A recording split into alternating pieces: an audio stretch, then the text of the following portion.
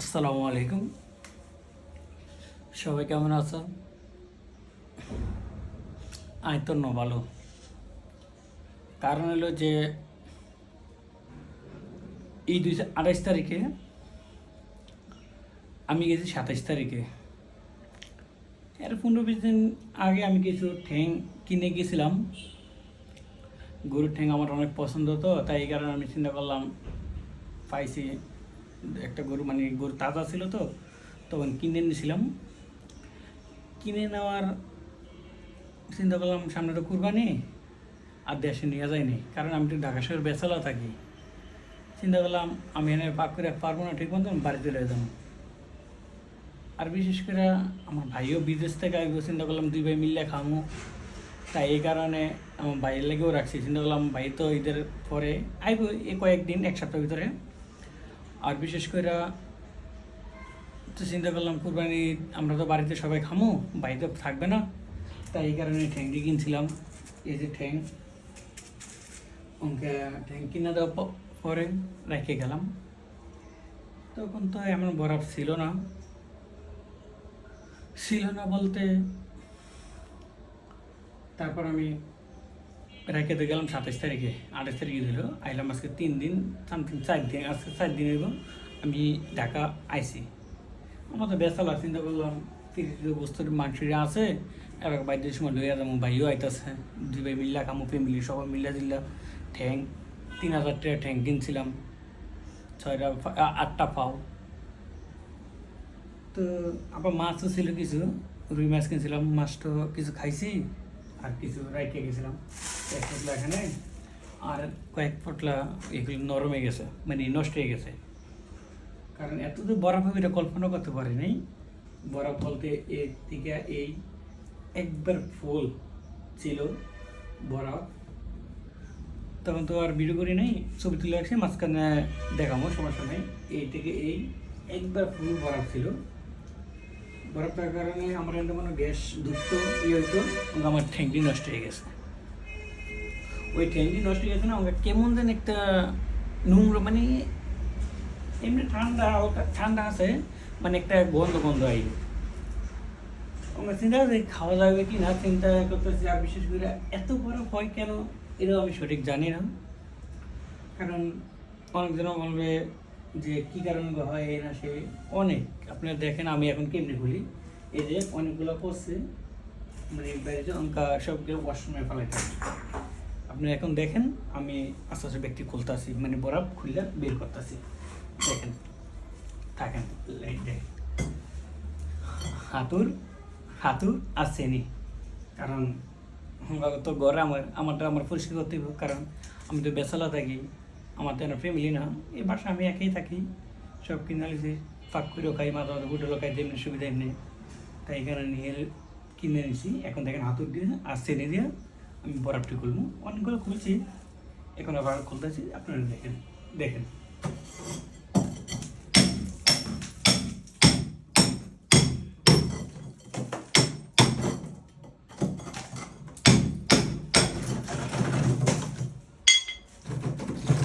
দেখছেন বরফ, এই বরফটা কেউ মাথা দিয়ে একটা ভারী দেওয়া যায়, তাহলে হ্যাঁ নগদ শেষ, নগদ। দেখেন আরও আছে।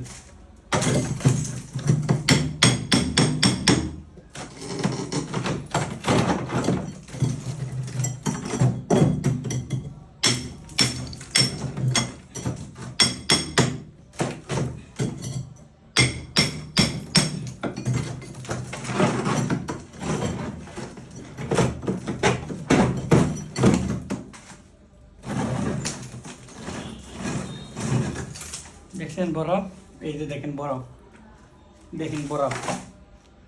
কিন্তু আমি তো মনে হচ্ছিলাম বেশি সময় লাগবে না, তো তাই এই কারণে বইলাম, আগে বইয়ে দেখি তো অনেক সময়। আজকে বিশেষ করে শুক্রবারের দিন, মনে হয় না নামাজ পড়া হবে, কারণ ঘরটা এলোমেলো হয়ে রয়েছে। তাই আমার এখন পরিষ্কার করতে হবে। আমার তার করেন না লোক নেই, আমারে করতে হবে। আমি আবার বেসালা থাকি, তাই এই কারণে দেখি আমরা কত সময় লাগে। এই যে দেখেন বরফটা দেখেন, দেখছেন এই বরফ আমার কতগুলা 3,000 3,500 টাকা লস করছে। আবার কারেন্ট বিল তো উঠছে পাও দেখেন।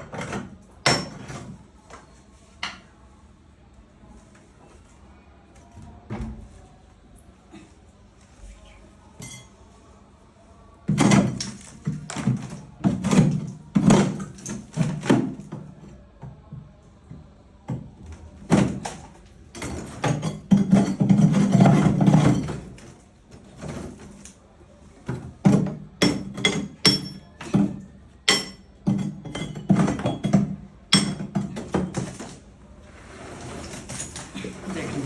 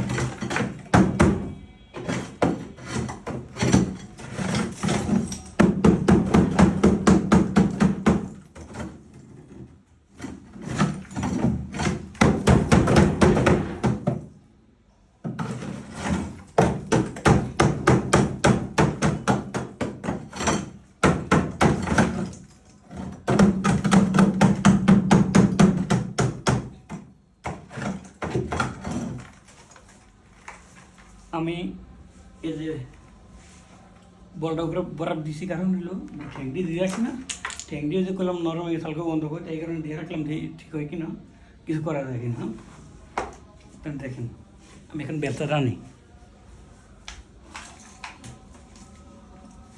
এই যে বেলটার এই ধরনের ইয়ে করবো 10 মিনিট ফালানো, পানি দিয়ে মাছ জমা।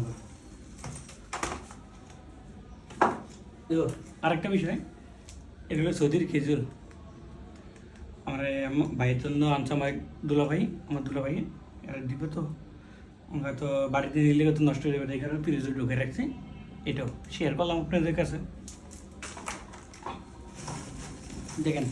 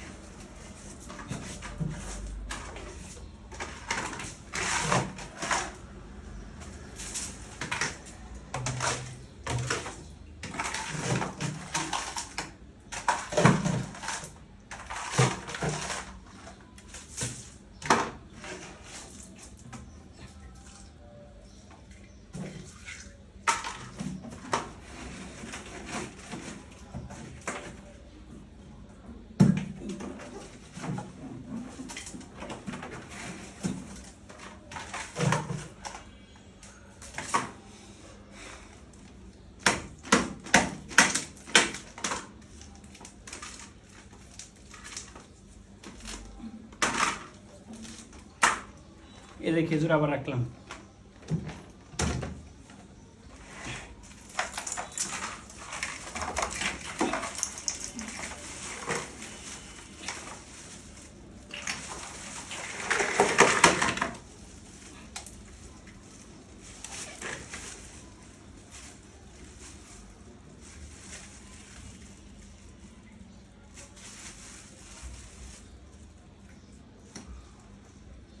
এমনি কিছু হয় না, মানে সাধারণ একটু গন্ধ ছুটে গেছিলো, মানে অনেকদিন তো, তাই এখানে একটু গন্ধ ছুটে গেছে।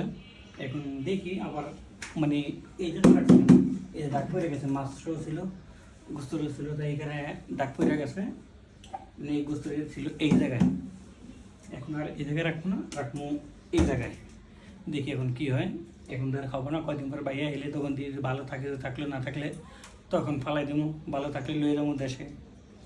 তাই এখানে আবার রাখুন, দেখি এখন কি হয়।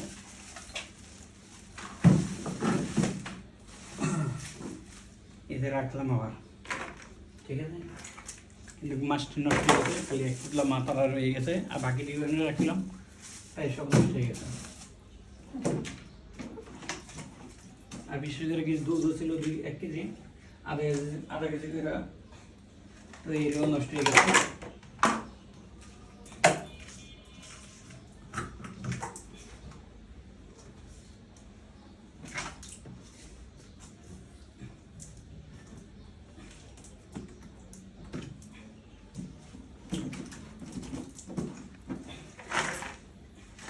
এই যে